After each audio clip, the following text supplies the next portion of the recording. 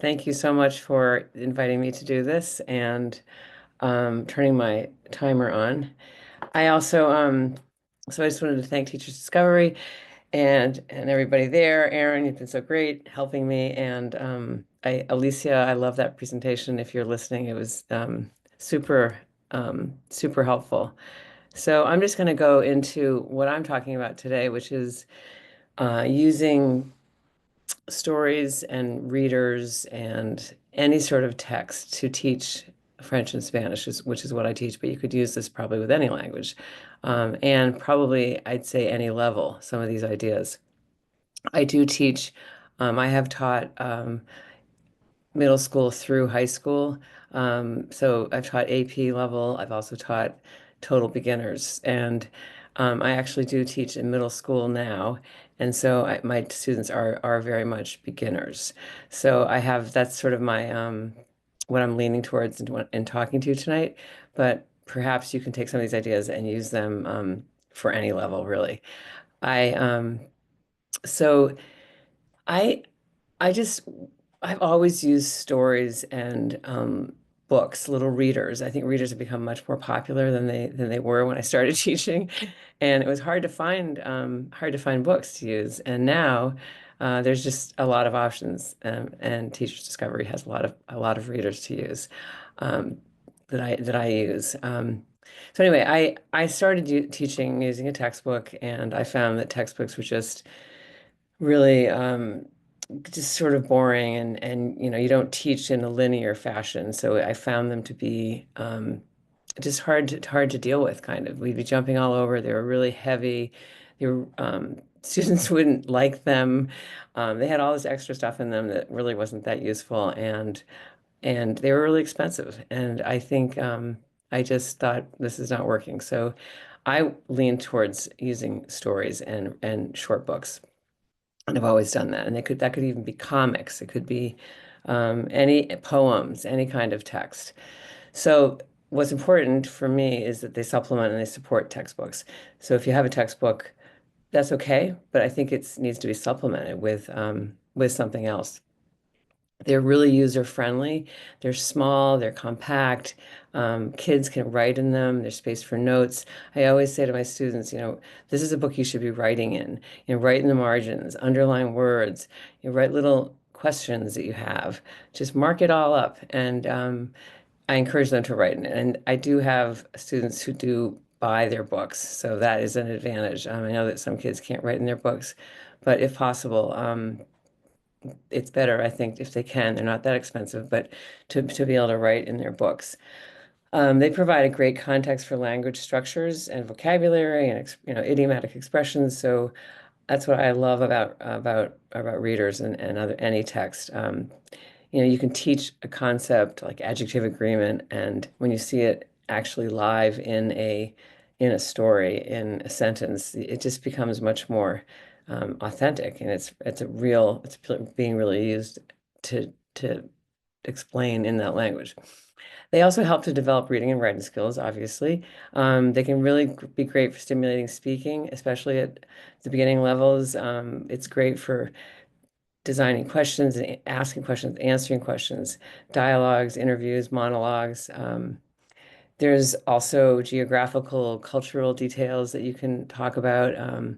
Maybe one of your characters lives in Peru, or the other, lives in Paris. And I try to add a lot of my own experiences to that information, but it's helpful to have a context for the geographical context for the languages you're teaching, and then take out maps and have kids make maps and explain the maps and all kinds of things that have to do with something as simple as a map. I love readers because I think they support what I call a problem-solving approach. I really think that learning a language is like kind of stumbling around in the dark a lot, and you have to constantly be open-minded and sort of adventurous and open to problem solving. So I like to use that term because I don't think it's just a math term. I also tell my students that they are language scientists, like they're constantly trying to figure out what a word means and maybe, where it comes from and that kind of thing. They also help students feel independent. and accomplished, and I would even go as far as say confident. And I think that's a hurdle in teaching languages. Kids don't always feel independent, and they don't feel like they can do it, or they feel, hindered by not understanding a bunch of words, and then they get frustrated. So I think it provides them a context to then feel a little bit more independent and accomplished and confident. So I have a few basic ground rules. I call them ground rules, that I want to just review. And I'll try to keep talking at a good pace, but not too fast, but not too slow here. Um, I think it's really important that you have a sense of which language concepts you are trying to teach these students before you use a book. So you probably have a plan for your year. What at this level, what do you want, grammatically speaking, what do you want kids to build on, and or what vocabulary or what expressions do you want them to know? And then you can kind of find them in a book that you choose.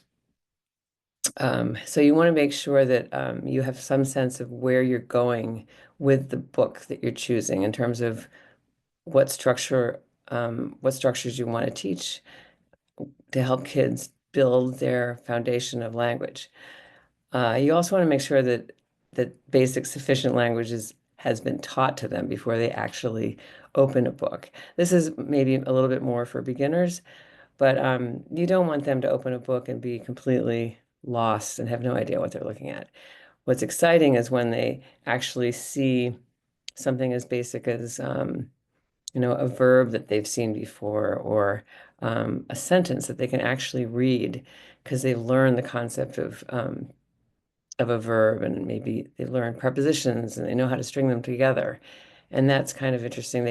They feel like they can actually read it.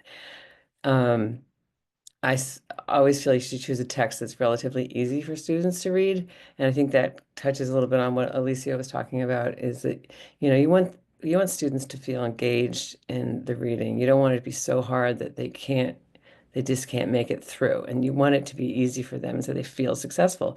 But that doesn't mean it's bad. I had a student the other day say to me, I can't believe I'm reading. I can't believe I'm actually understanding this. And it was just really exciting to hear her say that. Um, I also teach before we start reading, teach words like title and chapter and character, page, so that they know we can kind of talk uh, as much as we possibly can in French or Spanish. That's not always the case in my classes, but I try as much as I can to do that. The numbers, of course, are useful when you're talking about which page you're on.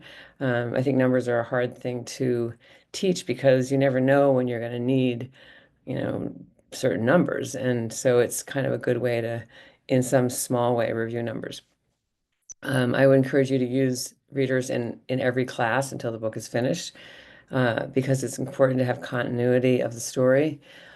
And kids will just not bring them to class. They'll forget them if you just say, maybe only on Friday or something they would remember. But I've just found that it's better to have it continuous, even if you don't spend the entire class period talking with the book.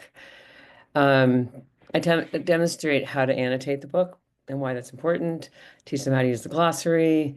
A lot of the books that I use have that in them, and I I think they do use it mostly. Sometimes they use other tools, but I review question words with them, definition questions, which are like how in Spanish or French, how do you say something? What does this mean? And then I just have them at their fingertips. I usually have the kids write the question words in the book, so that if they have a quiz and they need to know, they have to answer a who question, they will be able to understand the question better. And I want them to reinforce that by just writing them down. And then the books are good because they introduce new concepts as you're going along.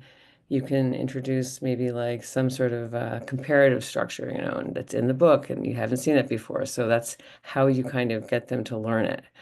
So now I'm just going to talk a little bit about the different activities I have, the ideas that I have. And let me just check my time here. Um, okay. So I'll just read through these, pretty much what's on the screen, but this is called Annotate to Communicate, and it really is about kids being able to start to ground their understanding of a text. There is a degree of English in some of these exercises, which is, there are pros and cons to that, but for beginning students, I think it's not necessarily a bad idea. So I would give them a word list, and they would locate the words and underline them in the text.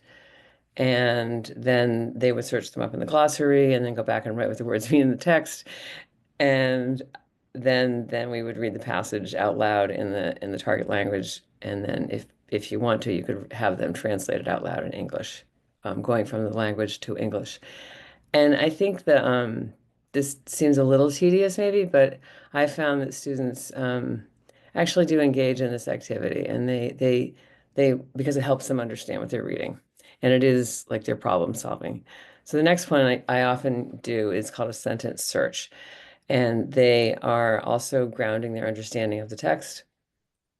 And I give them exact. This is when we've just starting a chapter, perhaps. It's like they have given them a list of exact sentences from the book or the chapter, and this is again is in English. They would find them and write them down in the target language, but it really helps them to kind of avoid using the glossary in a way because they've underlined words that they see words that I want them to know. For example, maybe some adverb or something that I want them to know, or a verb, or it just gets them to sort of start seeing the language and understanding it, and then we can go from there with less English. And if the sentence is a quote, I often will ask them, who's speaking and what's the context. Um, Silly sentences, you got to be silly and have fun in teaching languages. So I try to incorporate that to a degree. I make up sentences about that incorporate all the different ingredients of the chapter. So it could be maybe there's like if you have 12 students, you would write 12 different sentences. These would be in like the present tense, and they would incorporate 12 different verbs and different ingredients from the text, but they might be combined in a way that's not from the actual reading. So they're silly, but they would incorporate the words from the chapter, and each student's name would begin a sentence. So they're all written in the he, she, one form. Um, so you might say, like, Caroline swims in the lake or something. And that they're just silly, and they actually really they like them. They like to see what they are doing, which is kind of fun. I do t I'm very careful about the sensitivity to the wording and just sort of which verbs or actions I choose with different students. I think it's important to remember that some kids may, not enjoy this activity if it's um, maybe containing a certain word or something. So that goes well, this activity. Um, by the way, I wanted to go back to just what I had mentioned about readers and choosing books. I think it is really important to choose books that you think they're going to uh, enjoy reading. So I have to, because I teach beginning classes, the selection's not bad. It's just you have to find books that aren't going to have more than the present tense. You can maybe use like a kind of the near future tense, or maybe a little bit of like the preterite or the passé composé, but not you can't you can't really use much more than that. So if I were when I judge a book, partly is the content, obviously the story, but I just open it up and I look at the verbs. I see what the tense of the verbs is. And if it's the imperfect and the preterite together, I would I would use that in level two. So I have to be sensitive. If it starts using the subjunctive, I would use, I would probably be using that in level two or three. So I have to be careful about that. But that's how I choose. That's a big way for me to choose a book. I can do it pretty quickly. And then you can determine if the content is something you like.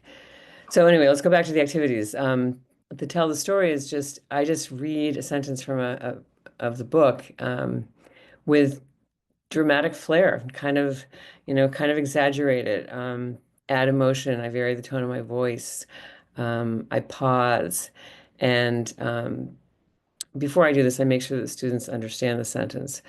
But then I have them repeat it, and they say repeat it exactly like I said it, or I try to get them to say it exactly like I said it. And they love doing that because, and then I think it really helps them work on pronunciation and the intonation. Um, and it's sort of like a choral response. It's a warm up. Um, so they sometimes I'll have them say a sentence with a different tone. I'll say this sentence like you're really happy, or say this sentence like you're feeling sad, or say this sentence like you're excited about something.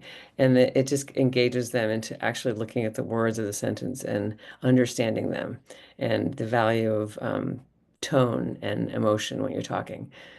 So character relationships. This is talk a lot about characters. Students list all the characters and they write a sentence that includes each character's name. Or if they don't have a name, sometimes we name the characters, or they could just be called like the monkey or something, or the cat, whatever we're reading. Um, but they have to say how they're related to another character. And so this is kind of, I find this helpful because no matter what, kids never want to, they always want to use apostrophe S when they talk about possession and relationship in French and Spanish. So they need to learn that that doesn't exist and that they have to, use the preposition de and de. And it's just is a simple activity, but it gets them talking. It also gets them to use possibly possessive adjectives like, his and her, um, or their. So it just gets you to kind of introduce that topic as well. Character opinion, they pick a favorite character or a character that they don't like, and I have them write down their opinion. I liked also how Alicia talked about getting kids to talk about, use their imagination or state what they, you know, just give their opinion about something. And I think that's really valuable. So kids would just be say a very basic sentence like, I don't like this character, and then they have to say why. So it gets them to use, the word because. And that is, I think, just helpful. Even the most simple sentences can incorporate a lot of useful structure that they will then use forever. Um, then I'll have kids say the same ideas, but in this case, they have to start their sentence with, in my opinion, or I think that, because I think it's important to have kids be able to say, in my opinion, and I think that. So this gets them to say, like, I think that, Carlos is nice because he, whatever, does this or that, or so it's just helpful for them to formulate their ideas. They have to formulate their ideas and then say them. Activity choice, this is when I go through all the verbs in a particular chapter and I say what characters are doing, and I just ask students to choose two of those sentences and state that they do the activity as well. So when you're reading a story, all of the verbs are in the third person singular or plural point of view. So this is just a way to incorporate the I point of view and get them to shift into that I point of view, because most of the time they are going to be talking probably from their point of view. So they just choose two sentences and say what they like to do. And it's a little silly, but they like it. And when they start to repeat maybe the same things, I just have them add me too and also. So again, it gets them to incorporate those little expressions into their sort of repertoire of communication. Character interview is just exactly what it sounds like. They write a little script with questions. One person is the character, one person is the interviewer, and they have to um, follow this little script. And it's good because it incorporates the I and you verb forms that they don't usually get in a story unless it's dialogue. So they practice their script and then they present it in front of the class and act like these, it's kind of fun because they're acting it out, and they like to act things out. Chapter listening, this is when I would just record myself saying something from the text, or maybe something original that I wrote that incorporates story details that I know that they'll recognize, um, both in terms of content and wording. And then I just play it for them. I would give them 5 questions ahead of time, and they would look at the questions first. I would do listen to the passage, then look at the questions, then listen to the passage again, see what you can get, listen to it again, and then just listen and listen and listen until you can figure out all the answers. Um, I would follow up with a conversation about the answers and then listen again, because it's hard to understand things the first time when you're listening. Many readers do come with a CD, which is really awesome, and I use that. I use them in my class as well, just to reinforce what kids are reading. It's good for them to hear it, see it, and just connect those two skills. This is a read, draw, recall, explain. I give them a chance to draw what they have read, and it's usually a pretty base, well, not always that basic. Usually has about 3 details in it that they have to incorporate. So they have to realize, what's somebody doing, what are they maybe wearing, what are they feeling, and they have to express that in a drawing, and then they need to explain it. And I I do they use colors if they can. I use a lot of mini whiteboards in my class. They like to draw on those, and they just it's a great way for sharing ideas. Um, and they can also do them, you know, on an iPad if they have an iPad. Um, so drawings are shared, and students describe the details using the picture as their visual guide, and then usually we go back and look at the original sentence and see what if it matches what they drew. Um, and sometimes I have them all do the same scene, so it does reinforce a lot of the details that I wanted them to be able to remember. This is a crazy game. I thought I'd share with you. Again, it does incorporate some English, so I'm sorry about that. Um, so this is I select a bunch of words and or phrases, just little expressions I want them to know.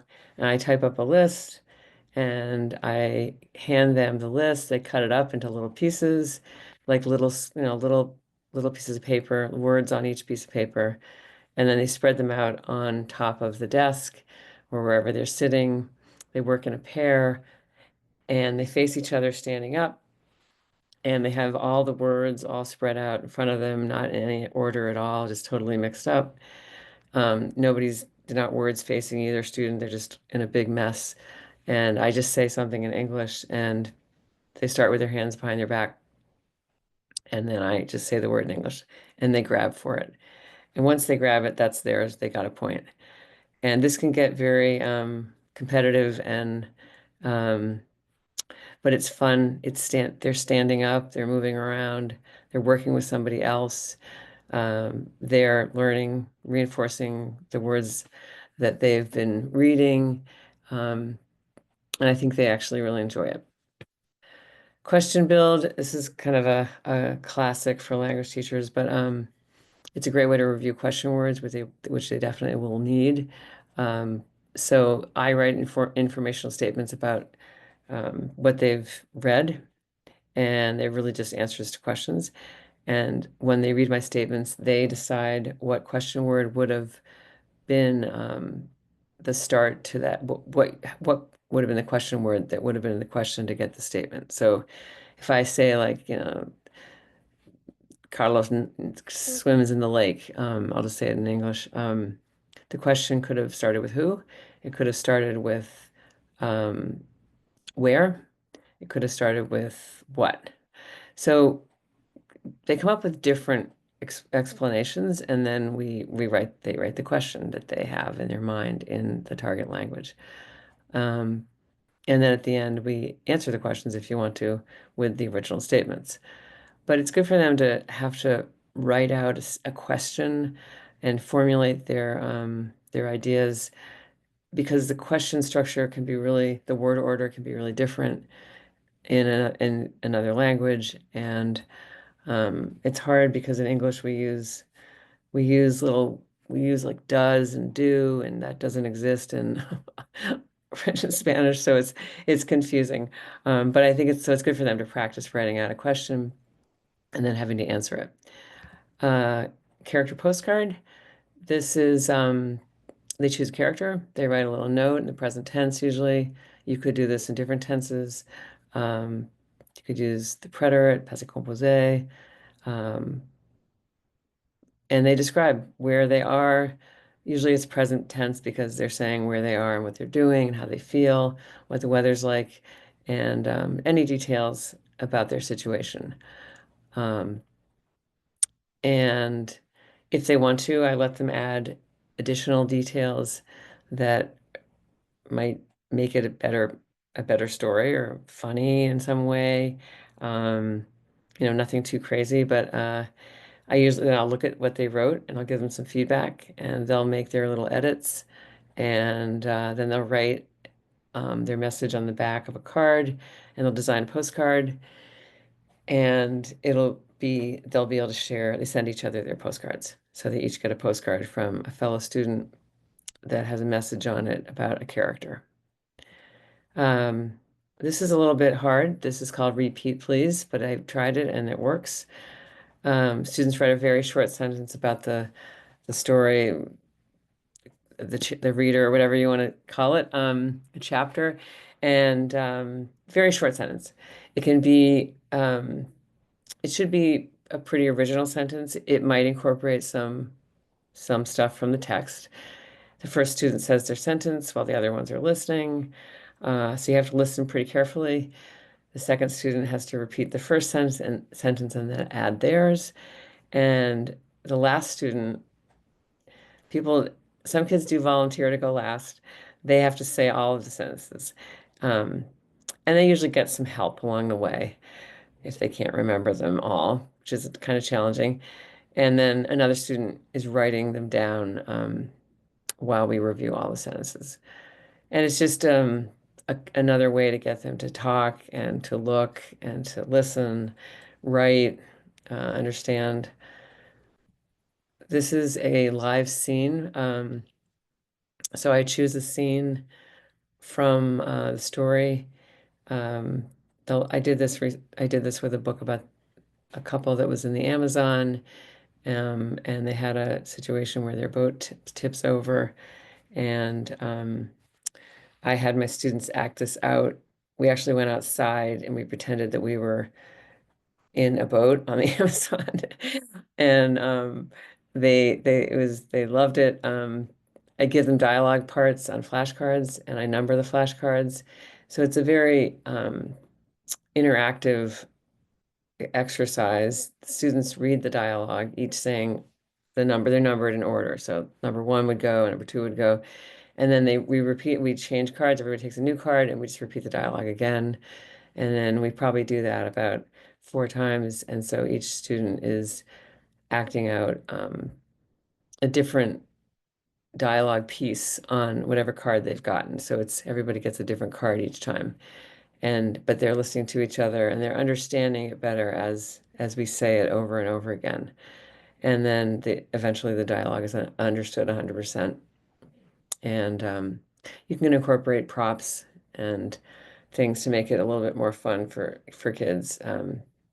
And it's fun if you can actually put them in a place where they're studying, whether it's the Amazon or they're in the Louvre or they're in the Paris subway or they're in, wherever they may be. Complete the passage is when they I give them a summary of a chapter in the target language, and I leave blanks for them to fill in. And so each blank is followed by something in English in parentheses. So they have to fill that in. So let's say it's, you know, it could be anything, but sometimes the answers are more straightforward. So like if it's an adverb, it's going to be not changing spelling. So that would just be straight up. They could figure that out. This is a review. And this is all in the language, using all the words from whatever they've been reading. Um, but then sometimes it might require a more precise form. So if I said the, they would have to know. You'd have to look at the sentence and figure out, okay, is that going to be like L or la or la or what? Um, so that's a little variable. That's challenge offers them a challenge, or maybe an adjective. It has to be in the right form. And then, you talk about they learn about how adjectives have to agree with the noun. Verb forms, of course, change spelling, and they have to understand that they have to really look at the whole sentence to figure that out. I've also done this where I don't give them the guiding word in parentheses, and they just have to figure it out by the context. That's definitely a little harder, but it doesn't involve any English. Okay, this is called two-sided word study. I think I have 5 minutes. Um, I make a blank grid of boxes to accommodate about 20 to 25 words, and I fill in the boxes. This is sort of a review activity.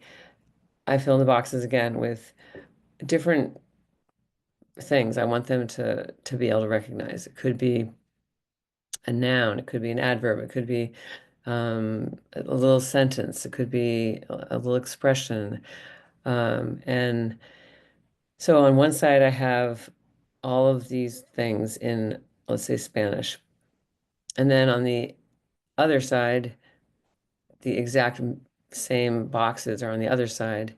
I would have the English meaning. So if I'm in like my left upper box and it says hola, I would have in the same, if you flip the page over, it would just say, hello on the backside.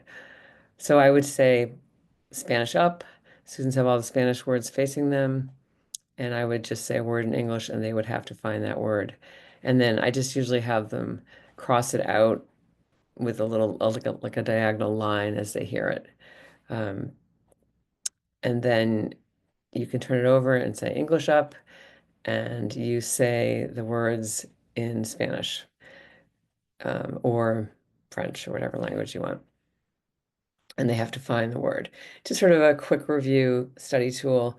Um, it is marked up, but kids do use it to study with. It's kind of like a old-fashioned paper Quizlet or something. And this, I think, is my last slide. This is a character poem, and so kids choose a character, and it's very basic, but I kind of like it. They like it. It's very short. They choose an adjective to describe the character. This could be an adjective in the text, or maybe not. They choose a verb that relates to the character. It could be in the text or not, but it has to relate logically to what the character does or acts like. And I usually have them put it in the infinitive form to make it a little bit more um, poem-like, I guess. And I have them pick an adverb. Um, so we talk about adverbs and how they're not always, lots of different types of words are actually adverbs. And so I don't stress the concept of an adverb necessarily, but they they learn that those are words that tell you, you know, when sometimes or how, and um, they don't change spelling. And then they repeat the character name. Then they project their poems and they read them out loud, and they can add image.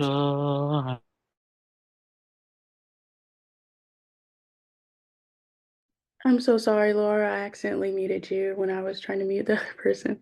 Did you hear me? Yep, continue. Oh, okay. Oh no, I think I'm done. It's 8:05, right?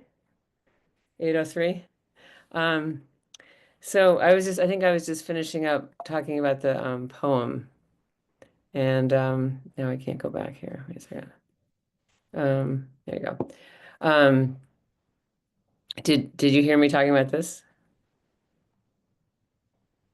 Yep, we Yes, we did. did. I think that she just might have cut off like a couple of words, so I think that you're okay. Oh, okay, good. Okay. So Yeah. I was just saying that this is just my final slide. And we were talking about I was talking about students writing a little poem about the character of their Yeah. choice.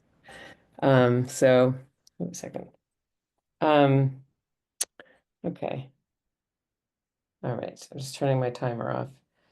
Um, all right. Well, I that's it's 8:05, right? And so I Yeah, just didn't I've know got if you had 8:04, any. but I mean, that's fine. Thank you very much for your presentation. We really appreciated all of your insights. Like the chat was just lighting up when you were talking about your games, and we all just absolutely love all of those ideas. So thank you so much for sharing those. There was a question a little ways up. Let me go back and see if I can find it. Bryson wanted to know if you have an example of a two-sided word study, or if you could go into that a little bit in more detail. Um, the like the 20 word review thing. Um, Um, just a two-sided word study. yeah, basically I just take a piece of paper and I make 20 boxes on one side and 20 boxes on the other side, so it's the exact same thing on both sides. And I just put the words in the target language in the boxes, right? So, and then I just flip the page over and put the English equivalent on the box. Have to make sure it's on the box um, behind the language, the word in the other language. Does that make sense?